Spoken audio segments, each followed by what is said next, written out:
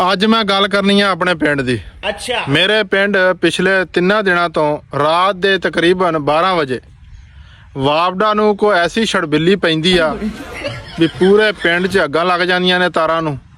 तो उस तो बाद ਜਿਹੜੇ ਫਿਊਜ਼ ਹੁੰਦੇ ਨੇ, ਜਿਹੜੀਆਂ ਲੈਂਕਾਂ ਹੁੰਦੀਆਂ ਨੇ ਟਰਾਂਸਫਾਰਮਰ ਤੇ ਲੱਗੀਆਂ ਹੁੰਦੀਆਂ ਨੇ, ਉਹ ਉੜ ਜਾਂਦੀਆਂ ਨੇ ਤੇ ਚੱਟ ਕੇ ਬੰਦੇ ਨੇੜੇ ਨੇੜੇ ਵਾਲੇ ਮੂੰਹ ਸ਼ੂ ਦੇਖਦੇ ਨੇ ਟਰਾਂਸਫਾਰਮਰ ਦੇ, ਫੇਰ ਜਾ ਕੇ ਘਰੇ ਪੈ ਜਾਂਦੇ ਨੇ।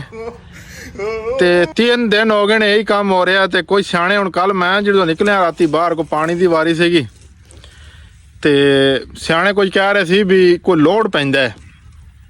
ਕੁਝ ਬੰਦੇ ਕਹਿ ਰਹੇ ਸੀ ਬਈ ਦਰਖਤ ਨਾਲ ਲੱਗਦੇ ਨੇ ਤਾਰਾਂ ਦੇ। ਹੁਣ ਮੇਰਾ ਤੇ ਇਹ ਕਹਿਣਾ ਵੀ ਜਿਹੜਾ ਲੋਡ ਪੈਂਦਾ ਹੈ ਉਹ 24 ਘੰਟਿਆਂ 'ਚ ਨਹੀਂ ਪੈਂਦਾ, ਰਾਤੀ 12 ਵਜੇ ਐਸੀ ਕਿਹੜੀ ਪਿੰਡ 'ਚ ਸ਼ੂਗਰ ਮਿਲ ਲੱਗੀ ਜਿਹਦਾ ਸਾਨੂੰ ਨਹੀਂ ਪਤਾ। ਤਾਂ ਕੋਈ ਬੰਦਾ ਬਟਨ ਸਿੱਟ ਦਿੰਦਾ ਹੈ ਤੇ ਹਰ ਸ਼ੈ ਭਾਈਜਾਨ ਅੱਗਾਂ ਲੱਗ ਜਾਂਦੀਆਂ ਨੇ, ਤਾਰਾਂ ਨੂੰ ਅੱਗਾਂ ਲੱਗ ਜਾਂਦੀਆਂ ਨੇ।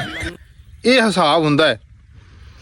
ਤੇ ਜੇ ਦਰਖਤ ਲੱਗਦੇ ਨੇ, ਦਰਖਤ ਸਾਰੀ ਦਿਹਾੜੀ ਹਵਾ ਵੀ ਚੱਲਦੀ ਰਹਿੰਦੀ ਹੈ, ਰਾਤ ਨੂੰ ਤਾਂ ਹੱਥੋਂ ਹਵਾ ਬੰਦ ਹੋ ਜਾਂਦੀ ਹੈ। ਉਹ ਦਿਨੇ ਦਰਖਤ ਨਹੀਂ ਲੱਗਦੇ, ਰਾਤੀ ਪੂਰੇ 12 ਵਜੇ ਦਰਖਤ ਨਾਲ ਟੱਚ ਕਰ ਜਾਂਦਾ ਹੈ।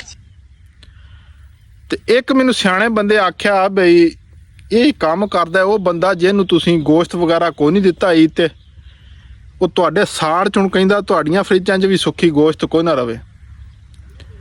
ਮੇਰਾ ਭਰਾਵਾ ਅਗਰ ਤਾਂ ਕੋਈ ਇਹੋ ਜਿਹਾ ਬੰਦਾ ਹੈ ਤੇਰੇ ਅੱਗੇ ਹੱਥ ਬੰਨ੍ਹਦੇ ਆ ਵੀ ਛੱਡ ਦੇ ਯਾਰ, ਕੋਈ ਅਗਰ ਤੂੰ ਕੋਈ ਸ਼ੈਤਾਨੀ ਕਰਦਾ ਤਾਂ ਛੱਡ ਦੇ।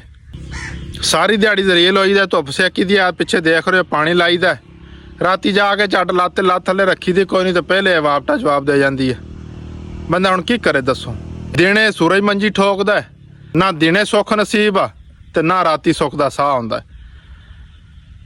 ਤੇ ਦੂਸਰੀ ਗੱਲ ਇਹ ਵਾ ਵੀ ਦੁਆ ਕਰੋ ਬਈ ਜਿਹੜਾ ਬੰਦਾ ਤੁਹਾਡਾ ਵਾਪਟਾ ਦਾ ਹੈ ਨਾ, ਜਿਹੜਾ ਕੋਈ ਹਾਜ਼ਰ ਸਰਵਿਸ ਆ, ਉਹ ਤੁਹਾਡੇ ਪਿੰਡ ਦਾ ਹੋਵੇ।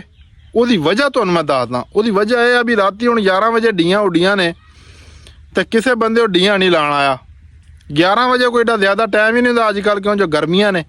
10 ਵਜੇ ਤਾਈਂ ਤੇ ਲੋਕ ਈਸ਼ਾ ਦੀਆਂ ਨਮਾਜ਼ਾਂ ਪੜ੍ਹ ਰਹੇ ਹੁੰਦੇ ਨੇ।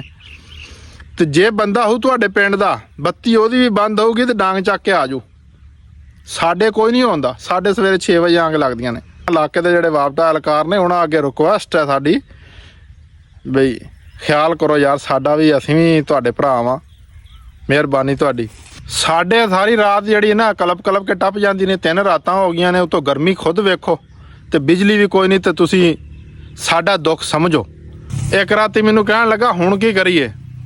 ਮੈਂ ਕਿਹਾ ਕਰਨਾ ਕੀ ਆ, ਖੁਦਾ ਹੱਥ ਦਿੱਤੇ ਆ, ਆਪਣੇ ਪਿੰਡੇ ਨੂੰ ਤਾਂ ਹਵਾ ਝੱਲੋ।